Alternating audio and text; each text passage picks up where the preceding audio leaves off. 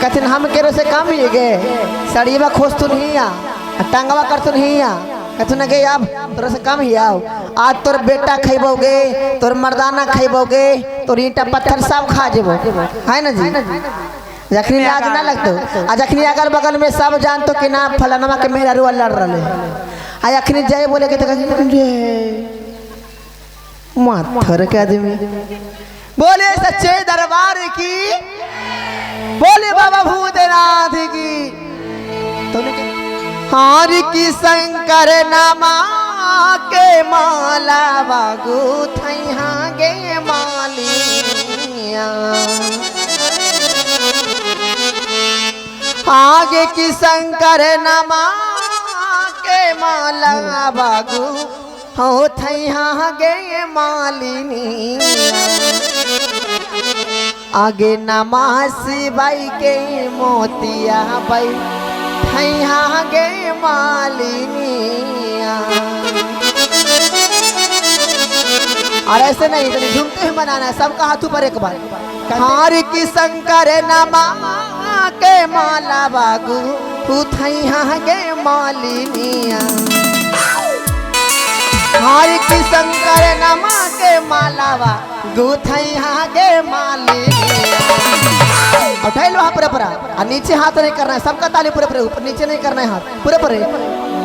पूरे पीछे वाले और कहने का अरे नामा शिवाई के मोतिया बाई थैहा गे मालिनिया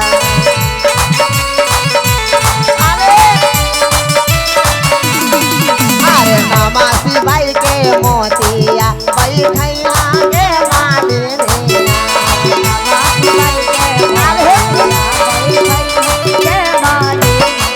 अरे शंकर नाम के माला बागू थैहा गे मालिनिया शंकर नाम के माला बागू थैहा गे मालिनिया अरे शंकर नाम के माला बागू थैहा गे मालिनिया अरे नामा शिवाई के मोतिया बाई थैहा गे मालिनिया अरे नामा शिवाई के मोतिया बाई थैहा गे मालिनिया ताले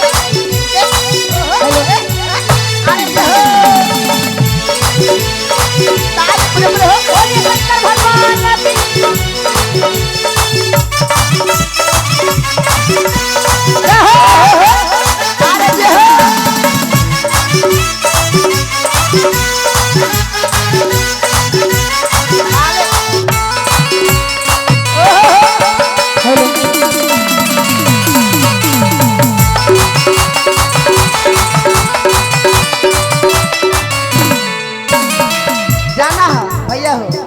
जब घर से बाहर निकलली हाँ जी हमारा बुढ़िया ससुइया कौन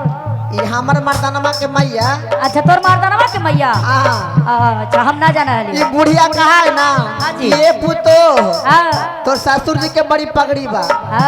घर से बाहर निकलबू तो पगड़ी गिर जाई तनी घर ही में रह लेकिन हम कनी घर में ना रह हाँ जी हम गुरु के ज्ञान ले ले बानी भले तुम्हारा चाहे करियाबा तो कहाँ जाए वैशाली जिला में हाँ कहने का कहलू हा हरिया गाना बोलिए सासू हंसई के मालिनिया हरिया गाना बोलिए सासू हंसई के मालिनिया हरिया गाना बोलिए सासू हंसई के मालिनिया हरिया गाना बोलिए सासू हंस धुन के मालिनिया पागाली पुतरिया धरवा खैलै के मालिनिया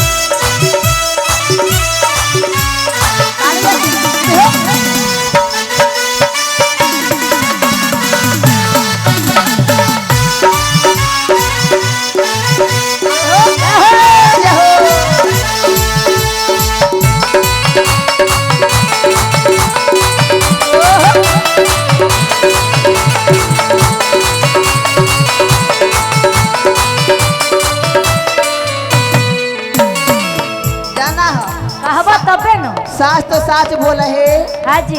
हमारा गोतिनियों बड़ी बोले है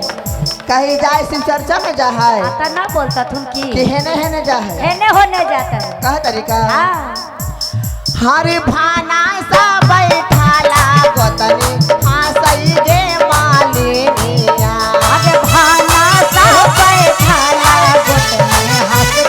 के मालिनिया अरे भाना सा बैठाला गोतनी हंसई गे मालिनिया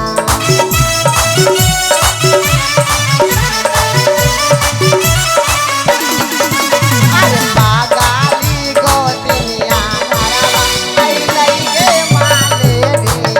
अरे पागाली गोतनिया घरवा आइलन गे मालिनिया पागाली गोतनिया घरवा आइलन गे मालिनिया।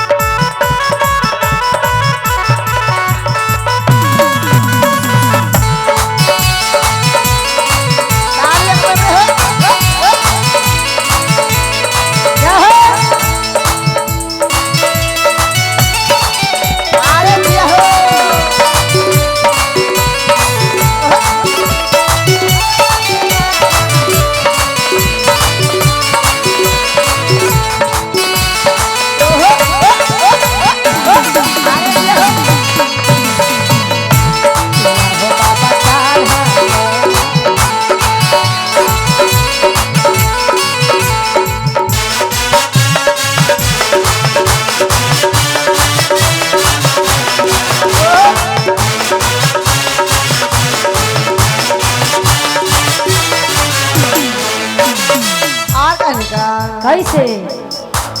हरी सुपाती खेलते ननदो